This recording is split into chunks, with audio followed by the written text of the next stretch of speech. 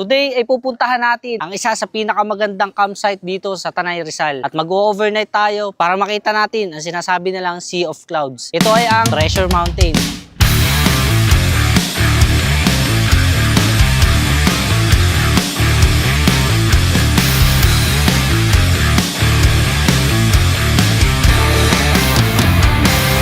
Bago namin marating ang Treasure Mountain ay kailangan namin bumiyahe ng mahigit 3 oras mula Batangas City hanggang Tanay Rizal.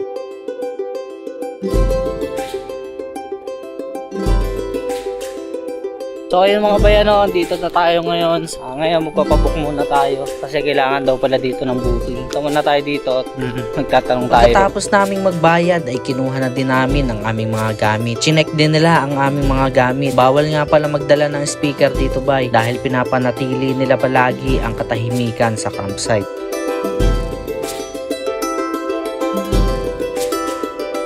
So yun mga bayano, andito na tayo ngayon sa taas. So gumamit tayo ng shuttle pataas para mabitbit natin lahat ng gamit natin dito sa Treasure Mountain. So mag-overnight tayo ngayon dito. Bibiyahe tayo ng 3 oras para makarating dito. At sayang hindi natin naabot yung sunset kasi yung kailangan sana natin maabot dito yung sunset at saka sunrise. So hindi natin inaabot yung sunset. So sunod naman natin iintayin na lang natin yung sunrise kasi itong part na to bay, pag tirik ng araw sa umaga, as in puro fog yan.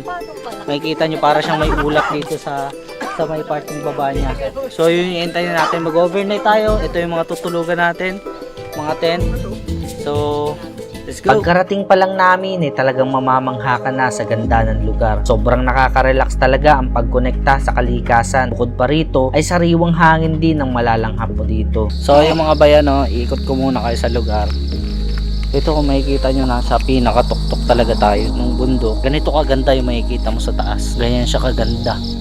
As in, sobrang para siyang meron siyang bundok sa gitna na pinalilibutan ng another na bundok pa. Grabe, ang ganda dito. Para nasa ibang bansa. Yan, ganyan kaganda dito bay. Makikita nyo yan. So dito ba, pag nag-overnight kayo, kung magte-tent kayo, nasa 3,500, pang 4 packs na yun, plus may breakfast na siya. Ang tutulugan nyo ay tent, yung katulad ng mga ganitong, yan, ganyan siya ba, ganyan yung mga ganyan tent na matutulugan nyo. So safe naman yan kahit halimbawa umuulan or hangin kasi matitibay naman yung mga tent nila at saka mga waterproof naman. Sa ngayon bay, medyo kumbaga yung mga puno-puno pa lang yung ma-appreciate natin dito once na ganitong oras kasi makikita mo talaga yung ganda nitong Treasure Mountain pagka sunrise siya kasi makikita mo para siyang, alam mo yung parang para siyang nasa ulap ka, nasa gitna ka ng ulap kasi itong part na to, itong mga part na to pinapalibutan siya ng mga fog. So bukas natin makikita at kasama natin sila kuya. So pakilala ko nga pala sa inyo. Bye. Hindi ko pa pala sa inyo napapakilala ang mga nakakasama ko dito sa pagbablog na to. Ito nga pala si Pon TV. What's up guys? Hello!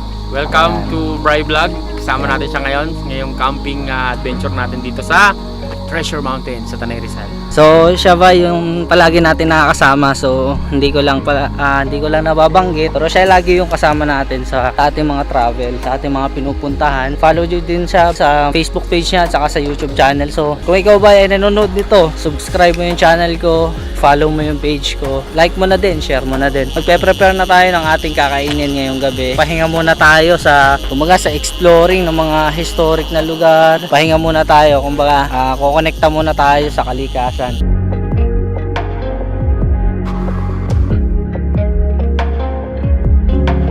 So yun mga bay, time check tayo.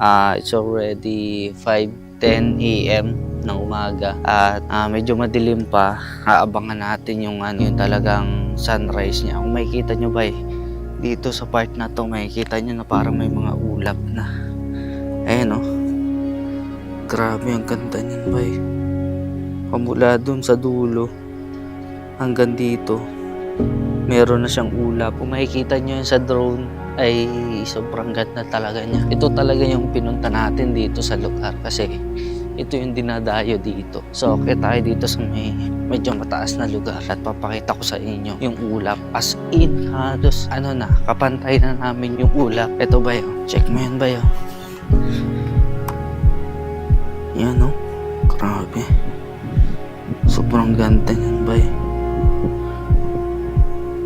Tapos dito yung sunrise mamaya. Sobrang ganda. Wala akong masabi. So mamaya hintayin natin yung pagputok ng araw talaga para mas makita natin itong mga ulap na to. So medyo madilim-dilim pa at hintayin natin.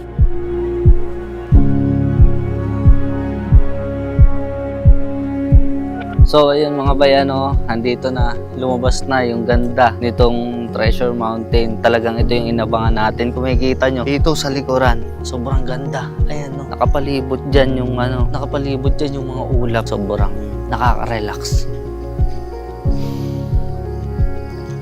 Ganda.